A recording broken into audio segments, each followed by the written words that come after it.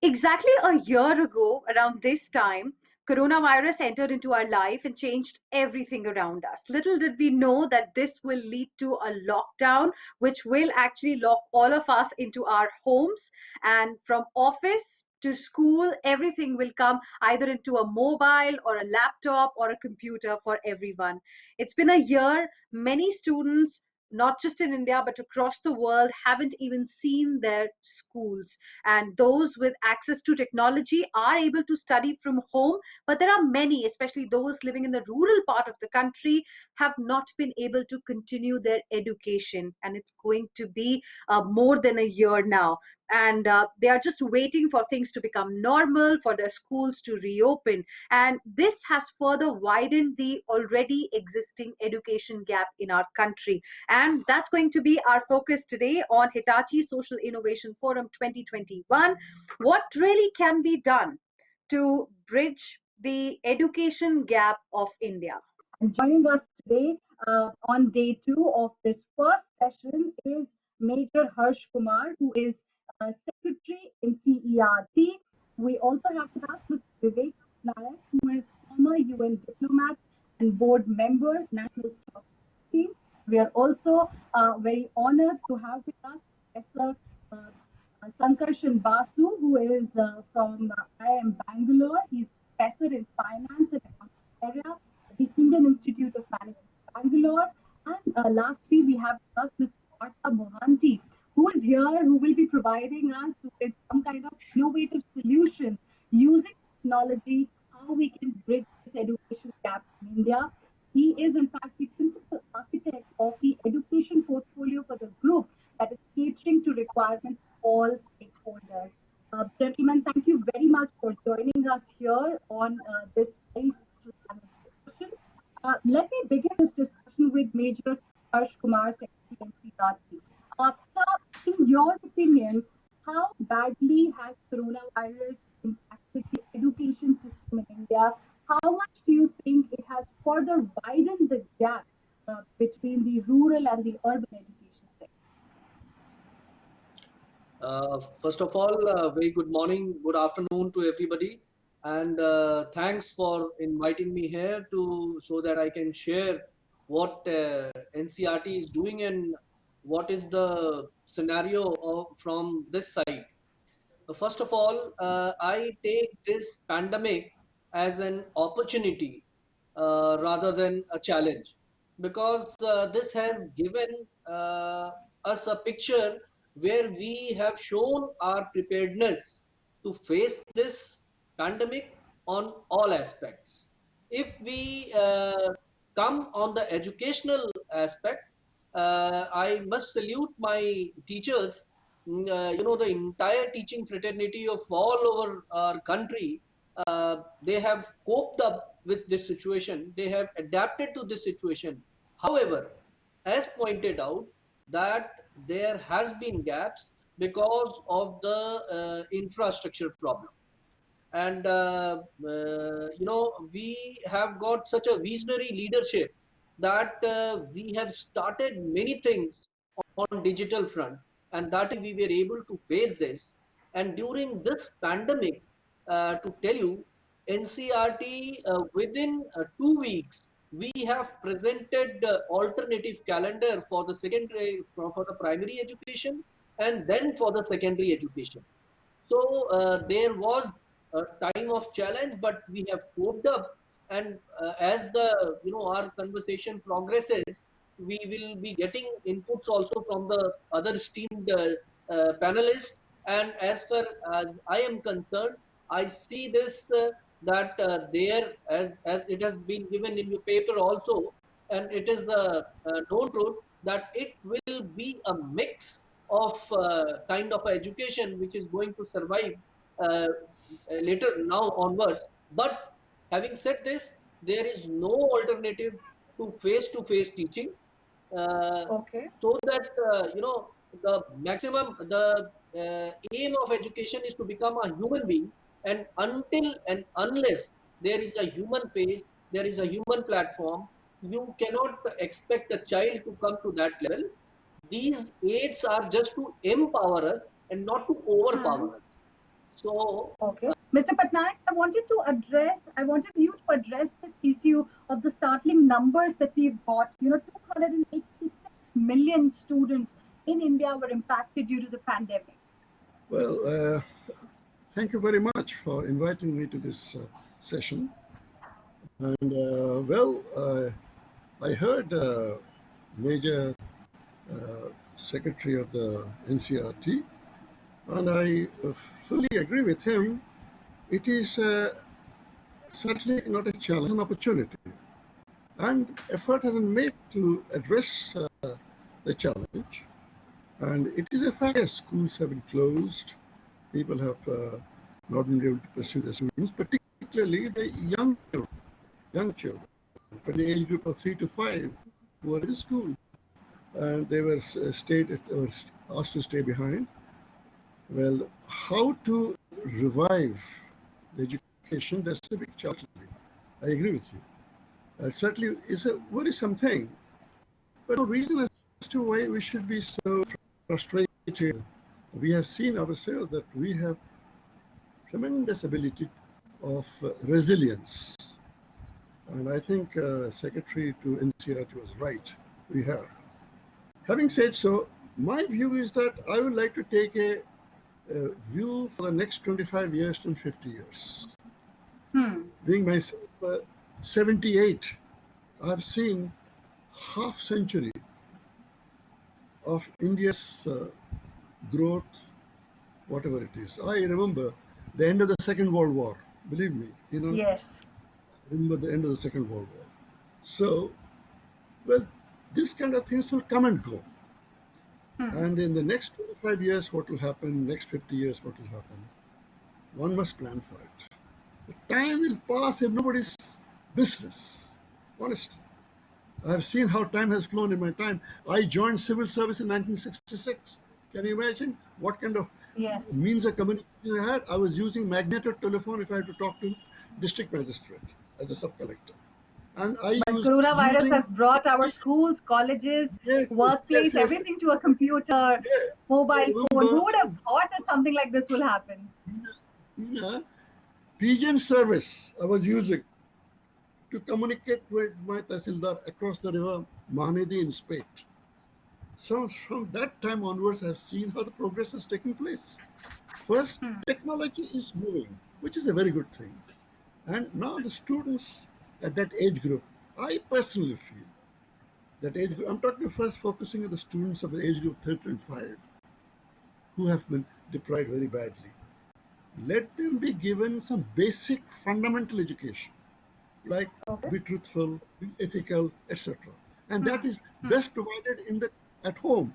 That means Hmm. the parents must be also given some training, and the teachers who are being inducted, they should be also given such training at this stage. Hmm. Because if you want to see India a prosperous country by 2040 or 2070, Yes. we have to pick them up at this stage. Okay, I think Hmm. you would like to take some views from others at this stage. Otherwise, I can Yes, go on. yes, absolutely. Yes, sir. Of course, an all-round approach is something that's the need of the hour. Professor Basu, in your assessment, how much do you think coronavirus impacted the education system in India, and why it is very, very important now to address this issue? Okay, my first response is that we overreacted. And if I look at India today, after all the unlocks, and however much, I mean, it might sound contrarian, but the only two sectors which are still at home, interestingly, are some other colleges, not even the schools, because some part of the schools have reopened, are the colleges and the IT sector. Very funnily. And the IT sector, I guess, will not come back because they've figured out working from home is an economically viable option. Leaving that out, coming back to the education sector, I think there's been a huge impact in the education sector across the board, from schools to colleges to everybody. I think there's a basic discipline that comes into the picture from at a pre-primary, as what we would call as kindergarten kids. They can, all of us as kindergarten kids, there was this whole idea of love to go to school because of the social interaction. We have to understand Yes, that education is not just like reading 5 books or doing some PowerPoints and things like that. A lot of us actually learn from that social interaction with our friends. And today when all of us can look back and we have friends from kindergarten days, and that kind of social interaction, and I think what this could potentially lead to While technology has definitely helped bridge one part of the gap to some extent, and as the Secretary NCRT said that by no means is a face-to-face interaction. I mean, a technology and a substitute to face-to-face interaction. I completely agree with him. But the point is that we have not addressed the social problem. And then that could kind of over a period of time lead to a much larger problem. We can get probably brilliant, academically brilliant individuals, but will they be assets to the society? Will they be a social individual? We might get individual performers, but can they collectively perform? And that is going to be the biggest challenge if this has to be continued. That is exactly the reason why on the panel today we've got people from different background who understand, how we can find solutions to this problem, because this is for our future, for the children of our country who tomorrow are going to be leading the country, who will help India become that 5 trillion economy. Mr. Mohanty, let me now take your opening comments as well. How grave is the situation according to you, and what role can technology really play? Because as Basu was mentioning, that if we talk about 286 million students who were impacted because of coronavirus, almost 60 to 70% would be in the rural part of the country, which does not even have electricity, most of it, and forget about the internet. Thank you so much. I thank all of the panelists. Basically, the situation is grave, but I would like to quote one, statement here. It says, two persons look out of prison bars. One sees the mud, the other sees the stars. So this pandemic is actually blessing in disguise for some, curse in disguise for few other people, right? So we have to see what was the scenario prior to this pandemic, okay? And we had this panel discussion prior to pandemic versus post-pandemic. What is the thought force that we are coming up with, and what is the innovation that we have brought about, whether it is policy level or at implementation level? The current situation is we are being reactive to the situation, wherein we are, trying to build policies and trying to implement things in a haste. That can be done away with, because we need to calm down. We need to see, as Professor Basu was saying, and Mr. Patnaik was also saying, Major Harsh also mentioned, we have to look at a holistic way of developing our future citizens, right? But coming from a technology background, uh, we built one of its kind education e-governance framework. It is very pertinent for us to understand teaching learning is not limited to teachers and students. There is a complete ecosystem. And we actually coined the term called STAMP, expanded its students, teachers, alumni, management, and parents. Management here connotes not just the institutional management, but the complete directorate, the education system of our country. Now, whenever we are setting up policies and we want those policies to be implemented, we have to take the entire ecosystem, all the stakeholders into consideration before we start seeing some benefits, outcomes, best practices, and bring them back onto the ecosystem to evolve as we go together. So this particular aspect that we had taken up, and we have large installations here in India and abroad, we have to give importance to all the stakeholders at one go. I'll also address the number that Tina is mentioning, 286 million. Now, if our country has a large population, for sure, a country has large population of students, right? And how do we devise policies? Just by getting frightened or threatened by the number? Are we ready to gear up to address such a huge population? Now, the one answer that I think is technology can be a good enabler. It is never going to be a substitute.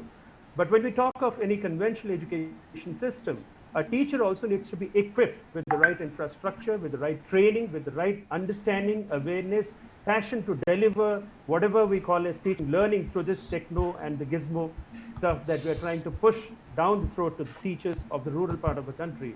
I've interacted with village teachers also during this pandemic. They have a very cardinal question. You might give us free laptops, free mobiles, but is it part of our teacher training program at the block level, at the district level, at the panchayat level? So sitting in the metros, it might sound very easy. It might sound that the policy is very futuristic, but we also got to look at the rudimentary challenges of our country, give importance to the grievance and the feedback system, and then evolve with a conducive mechanism of teaching learning rather than expecting that 286 million, and this is a very large number, how do we need to address? There are certain things that we have done. I would like to give an example also. We presented this to Ministry of Health, All India Institute of Medical Sciences, and by God's grace, we are doing one particular aims in our country. You see, the experience and the knowledge and the capability that you find in metros, especially let's say AIMS Delhi, the pitch was that a very senior experienced person in the education spectrum is delivering a talk on anatomy, on physiology, on biochemistry in the Prof 1 in the first year of medical education. That can be completely video recorded, and that can be hosted onto a cloud, a secured environment. Rest of the country and the medical fraternity can gain access to that particular topic. And then a separate dedicated session, college by college or cluster of colleges, can also ask questions and get answers from the faculty who had actually delivered this and which got video recorded, uploaded to a government site so that students and teachers of those colleges can interact with a well-established institution and with a very reputed faculty in our country. That is one way to bridge the technology and deliver what otherwise it's extremely difficult, even in normal circumstances, not just pandemic, it becomes very difficult to ensure that MCI affiliated colleges will have doctors of equal elan and they'll be able to perform without no problem. The last point that I want to cite is about school education. Right. I kept reading the new education policy again and again and again. There's a huge emphasis on multilingual system, right? If you teach a student in vernacular medium, in the native language, let's say Orissa or Assam, Kerala, or Gujarat, right? If the student has spent 5 years or 6 years or 7 years in the local dialect, in the vernacular medium, how on earth do you expect a student to be abreast with English terminology? Pardon me for saying this, I'm not a student of biology and found it very hard to remember the terms in biology, right? So I'm away from biology for the last 30 plus years. So what I'm trying to impress upon is policies are good, but the teachers and the policy makers and the syllabi that we have, all these things also need to be addressed in order to ramp up and be ready for a futuristic country like India with 26 billion students. I think you've raised a very interesting point, and I will get Major Harsh Kumar to respond to the concerns that you've raised. But before that, I would like to invite our viewers as well to participate in this particular discussion. In fact, we have a poll question for our viewers to join in too. My question is, due to the pandemic, education has moved largely to computers and laptops. Has this changed for good? Your options are yes or no. Do participate and share with us your views as well as we try to find solutions to address this widening education gap in our country. Let's go back to the discussion that we're having. Of course, even as we are waiting for our viewers to join in and participate in this particular first poll question of the panel, Major Harsh Kumar, will you like to address some of the concerns that have been raised by Mr. Mohan? Yes, ma'am, definitely. What Patnaik sir has said, and we had said this point earlier also, that school, it is not the only place where a child learns. The environment where he stays, his home, his friends, these all are the places. School is one of the place of learning and a very important place of learning. Until and unless you have interaction, you cannot understand yourself. Just by staying alone you cannot understand yourself. And the problem which is coming today by laptops, tablets and phone, that even a small kid, I have also got kids, young, very young kid, my younger is studying in second class, and I'll tell you that they open the YouTube, they go to the sites other than studying, they have lost interest in playing. So this is a huge problem. And being an army personnel also, and I all play and all study and no play makes Jack a dull boy, and that is what is happening today. The children are not coming to the ground. They are so much interested in all those games which is going. And I was surprised to, I was in a party 2 days back, in a marriage party, where the adults were involved in playing games. So this is a very unhealthy situation which has come. This has to Mr. be Mohanty, checked. those are some valid concerns that have been raised. I want you to give a quick response, then I'll go across to Mr. Patnaik. Uh, Yes, Basically, I'll tell you. Okay, please. Yes. Mr. Mohanty, 30 Hina, you seconds, want then me to I'll go give to my Mr. reflection? Patnaik. Yeah. Yeah, no problem. Because you see, what Major Harsh has mentioned is a ground level reality. But you will have to look back how Major Harsh was involved in a regular situation, whether he was overseeing his children's studies or not. It is not just technology has created a barrier. If we show interest in a normal situation, the students will learn, as there's a famous saying which says, do not worry, your children are not listening to you. Worry, they are constantly observing you. Right after the pandemic is over, suddenly the surveillance is gone. So one, instance, one short-term impromptu response might not solve the problem for a country like ours. We need to see Hmm. technology as an enabler, as a facilitator, not a substitute by any standard, not today, not after 100 years. There are specific aspects of technology which augment the teaching learning mechanism. We are restricted to a classroom for 40 minutes or 50 minutes or 1 hour at most. What do we do for the remaining 8 or 12 hours that is at hand for the students, for the Hmm. teachers? That means if students do not have the courage to ask questions to teachers during the classroom, they have enough Hmm. opportunity to go rehearse and go after that subject again and again. They are more Right. prone to understanding and will ask conducive questions and motivate the Hmm. teachers to get back to them. That is how the Okay. education standard can grow. That is my Okay. 2 cents. I, I'll I don't just think take a Mr. minute. Major Harsh Kumar. Okay. Okay. Yes. Very quickly. So then I have to take Just another a poll minute. question. I'm not opposed to use of technology and all, and we have to keep ourselves abreast with the technology. And if you see, the Swam platform, which is providing NCRT PM's e-Vidya program, we are running class Hmm. 1 to 12 channel, which is continuously running for class 1 to 12. We have got 12 channels, and we every day we give a fresh program of 2 hours. So I'm not Okay. against the technology at all, but what I am saying, my bottom line is that it has to be in a controlled manner, and we have Okay. to provide it in the distant villages that will Hmm. cut off the infrastructural things and all. So I'm not against Hmm. that, but what I I'm think saying that that is where Hitachi can provide customized solutions so that technology actually becomes an enabler. We'll be talking about those solutions in just a bit.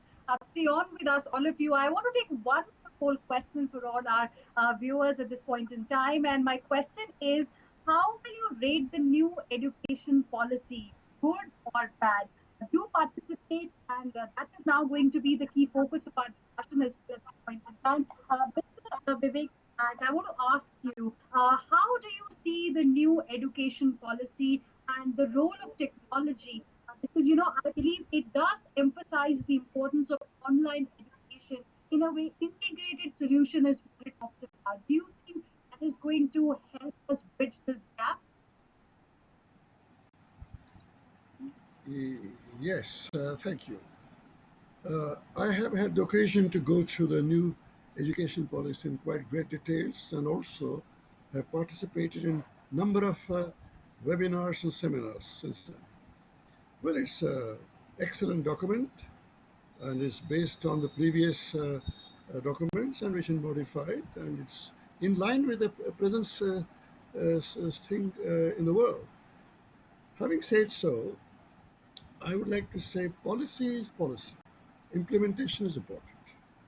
So for implementation, if you want to bring technology, naturally you have to create infrastructure.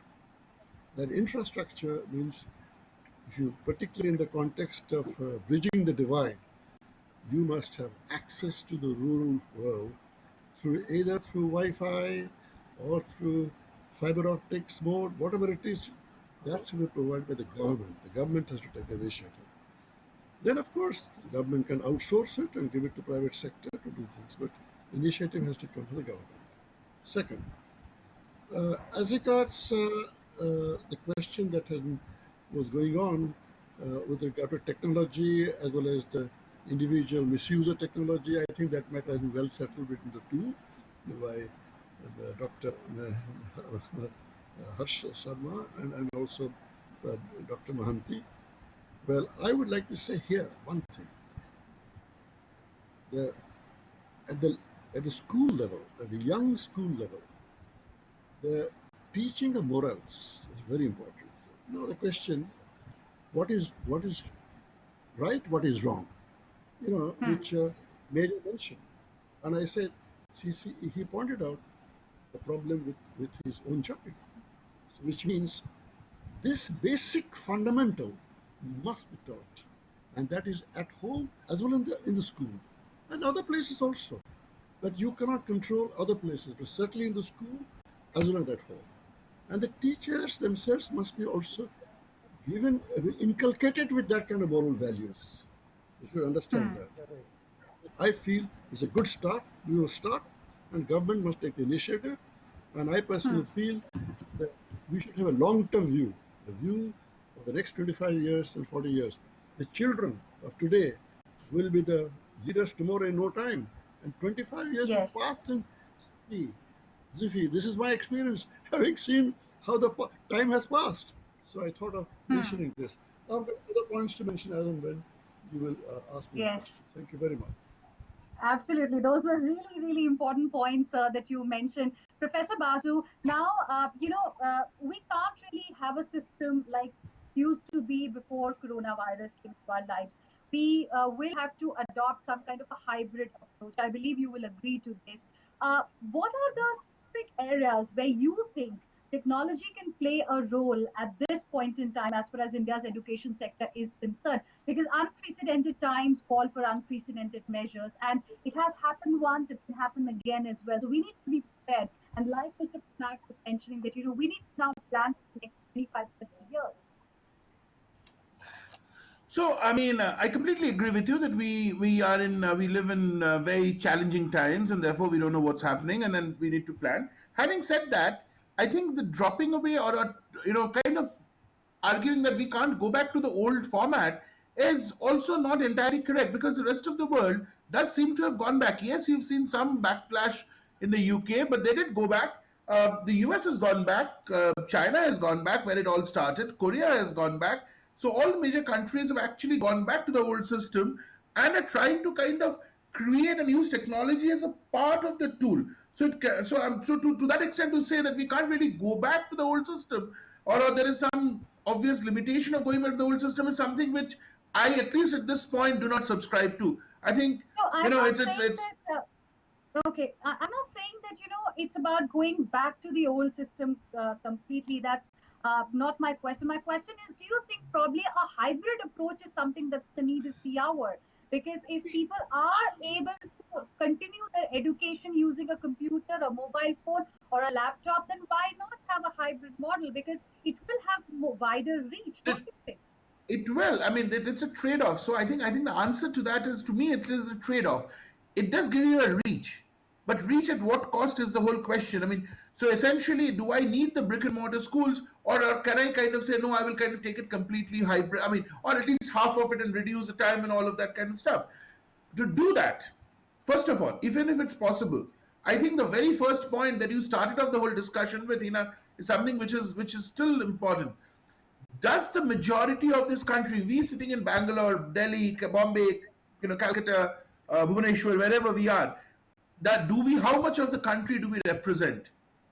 And therefore, if that last guy in the street doesn't have access to any of this, then I think the process fails, because then you're kind of creating a larger divide. Few of us will always have access to the whole process, but then you're actually creating another, I mean, a second class citizen kind of a story that's kind of getting created. Uh, Inadvertently maybe, but that's what's going to create it. So I think one of the things that biggest challenges of doing a hybrid model is to kind of build up on that, and kind of say that, okay, do we have the infrastructure? I mean, what the hybrid will do today to today's or the next generation is what reference books and libraries did to us and generations prior to us, in that sense. Today the kids don't go to the library, they can just Google and get the information. So I think that's where the benefit will come in, and they'll have access to a Okay. lot more. Obviously, one benefit that comes in, and that's what Mr. Mohanty also mentioned in just a second, is that today we obviously have access to a large number of. So if I'm teaching in Bangalore and some small college somewhere wants to kind of have me speak, it's just a question of just logging in. So to that extent, the Hmm. access increases. But can I do everything in that model? And the answer is no. Therefore, I think we should actually be very, very clear what can be done and what cannot be done, and take a view that not everything can be done. We know that, and and therefore work towards that. I think that has to be the Okay. model that we need to adopt. I think you've raised some very valid Yeah, I and want. very, very important points. I want to go across to Mr. Mohanty now. What can be done? Why don't you give us a few examples to help Yeah, our viewers also understand what is it that can be done? Of course, it can't change completely. We cannot have a school for a student in a laptop, in a computer, in a mobile phone. It has to be a hybrid model. But then how? correct. You see, one of the things Professor Basu was mentioning, I want to add a corollary onto that. You see, during the pandemic, everybody said you can use your parents' mobile phone, you buy a mobile phone, try to understand, raise your hands, ask questions, then you go through the digital content, so and so forth. First point that I want to address here is the syllabus changing because of the pandemic? I don't think no syllabus, whether it's CBSE, ICSE, state education boards, I keep abreast as much as possible. Now, if during the pandemic, even in futuristic tense, if we are going to build a hybrid model, our syllabus is never going to change. Now, the point is, every school of the country is saying for the final examination, you'll have to come to the schools, offline examination has to take place, pen and paper. Step back and Hmm. question, if digital board is so effective, so meaningful, why don't you have online, laptop based test of whatever was delivered in the digital medium? The students also need to take the digital medium to be evaluated upon. That is one. Second, what I was trying to explain, you know uh, probably 10 or 15% of the students who pay attention during the 40-minute classes, especially in schools, have the courage because they pretty much do their homework. Either they are self-sufficient, they are guided by their parents, they come back to the school, the next class, they ask few questions, and the others feel demotivated because they are not being able to cope up with the standard of language used or communication medium or the interpretation. They refrain from asking questions. Now think about those students wherein technology will enable. Now what had happened is EduSat way back in 90s, let's say. Now EduSat has Hmm. been certain, and Alaska 1974, as far as imparting education to Alaskan population, the students, they just can't come out of their igloos. The point is, Hmm. if there are certain digital medium of communication, it is beamed through TVs, and those students who cannot afford smartphones, they at least understand what is going on in the school, can always be, checked upon or rehearsed upon before they actually go into the examination hall. That is an enabler. Secondly, teachers, if they understand how the digital medium has orchestrated the examples that is cited in the book through the digital medium, if the teachers also start talking in the language as the language, because the language mostly, being recorded is of an expert, an MBA from some Ivy League, right? But the teacher does not speak that language. So we have to come down Hmm. to mother and try to understand. The teacher is using some very local examples, examples that befits that particular locale, those students, the economic background. That is how we'll be able to permeate to the larger section of our student community. So make a mix. I completely agree with Professor Basu, but I want to add the corollary, again reiterating, the syllabus and the policymakers and the education department also need to ramp up, and they should recognize that we have to ramp up our syllabus or revision of the syllabus Hmm. if we were to look forward for 10 years or 20 years since. That is my view. Okay. I think Major Harsh Kumar also wanted to respond to that. So I'll come to you in just a bit. I have one more question, in fact, for our viewers that I want to just quickly put out. The question is related to what we've discussed, and that's why we're taking it right now. Are digital learning platforms enough for students to learn? You can choose between yes or no. Do participate and share with us your views as well on this very, very important issue of learning via digital platforms. Yes, Major Harsh Kumar, a lot is being said about syllabus and how you also need to work towards that aspect, policy aspect of it. How will you like to respond to Mr. Pant? See, I don't know if you have gone through what CBSE has been doing for the examination and all, but Hmm. definitely the pattern has been changed. And obviously, the students of Class 10th and 12th, they have to appear offline.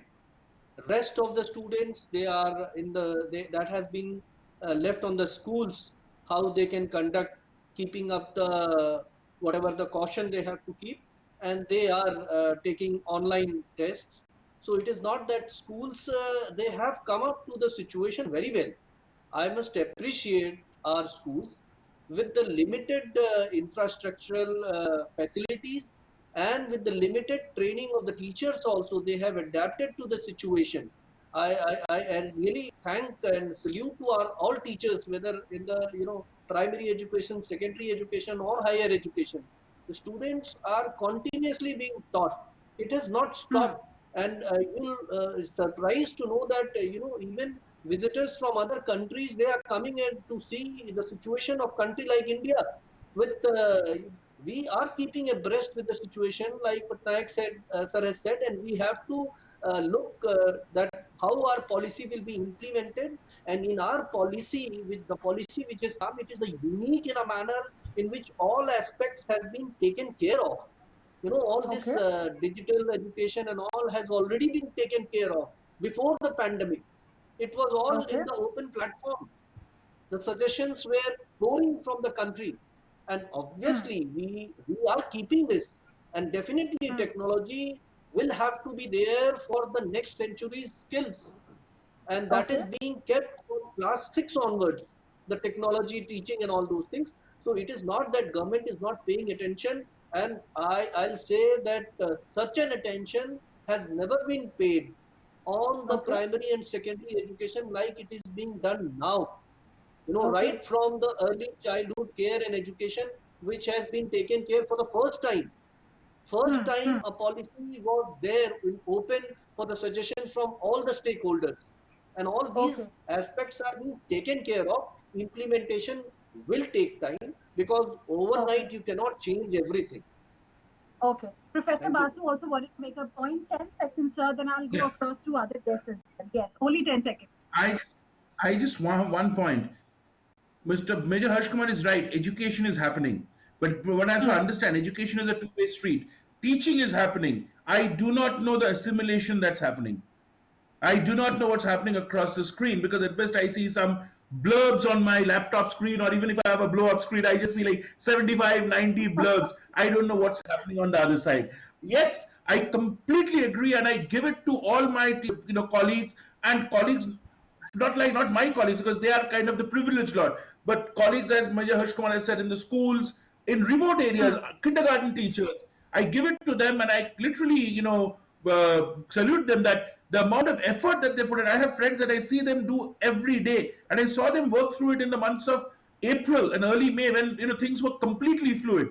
The amount of effort that Yes. people have gone through, and elderly people on the verge of retirement, and the amount they've put in. So I completely agree that that side has happened, and we've really built up a huge repository on that side. Question for Mr. Mohanty. I have very little time, sir.